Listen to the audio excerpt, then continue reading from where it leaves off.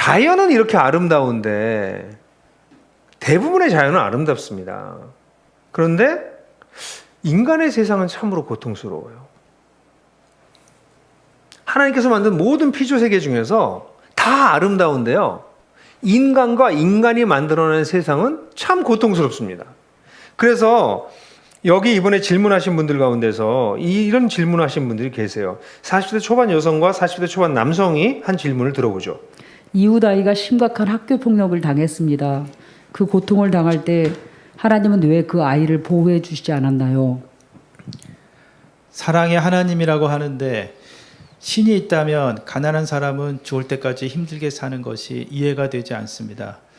예를 들어서 사랑의 하나님이 실제하고 이 세상을 다스리고 있다면 아프리카에 죽어가는 어린이들은 없어져야 되는 거 아닐까요? 신이라면 그걸 가만히 지켜보고 있다는 것이 저는 말이 안 된다고 생각합니다. 이번에 30대 중반 여성과 30대 후반 여성의 이야기를 또 들어보죠. 선한 하나님이 있다면 인간 세상은 왜 불공평한가요? 사고나 병마로 인해 세상을 떠나는 사람들은 왜 있는 건가요? 기독교인들의 여러 삶의 모습에서 반감을 갖습니다. 그리고 세월호 같은 사건 앞에서 아무런 일도 안 하는 신을 신뢰하기 어렵습니다. 여러분, 이런 질문들을 사실 굉장히 많은 분들이 하세요. 끊임없이 하고 계십니다. 정당한 질문입니다. 아니, 하나님이 계시다면 이 엉망인 세상을 왜 가만 놔둬? 왜 아무 잘못한 것도 없는 사람들 저렇게 죽어가게 내버려둬? 가난한 사람들 못 먹고 굶주려서 죽어가고 있는 사람을 보면서도 신이 존재한다고? 어떻게 그런 신이 있을 수 있어? 이렇게 얘기하는 분들이 많이 있어요. 근데 여러분, 이 부분은요, 아까 얘기한 것처럼 하나님께서 세상을 만드시고요, 하나 세상의 주인이십니다. 그리고 매우 중요한 건 인간을 아주 독특하게 만드셔서 하나님을 대신해서 우리 전 세상을 돌보고 다스리도록 하셨습니다.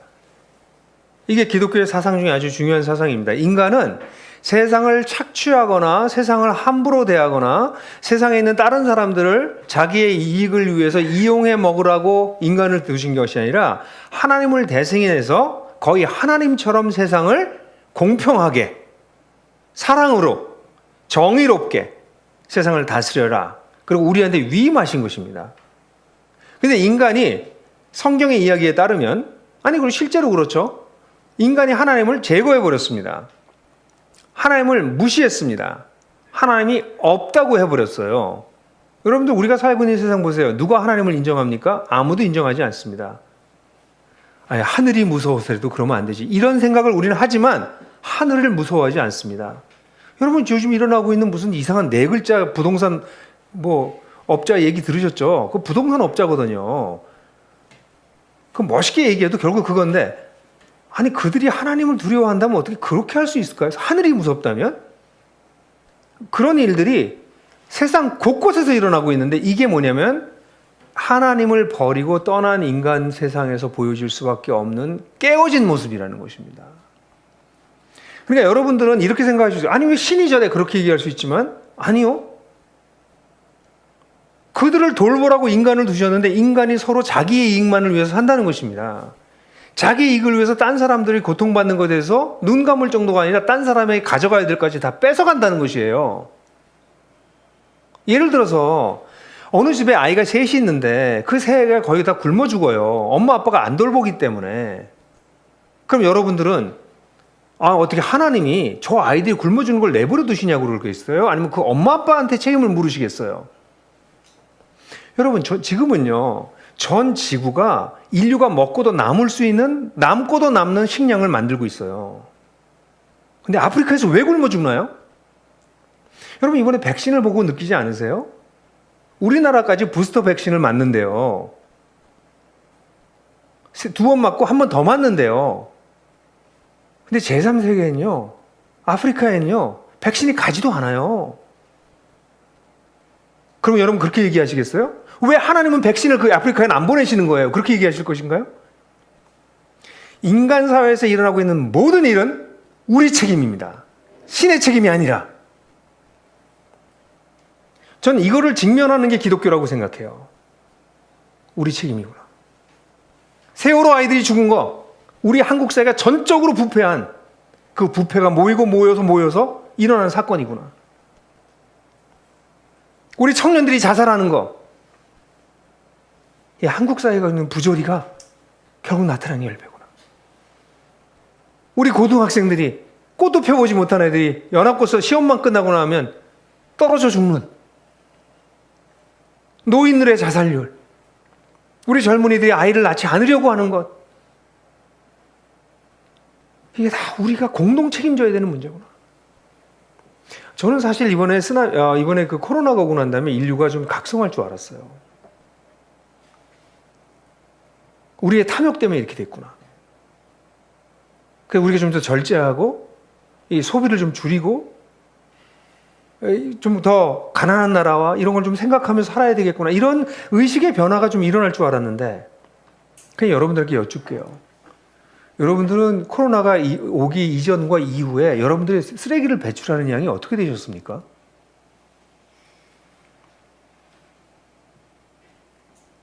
배달 음식과 배달 사업이 발전하면서 쓰레기 배출량이 엄청나게 늘어났습니다.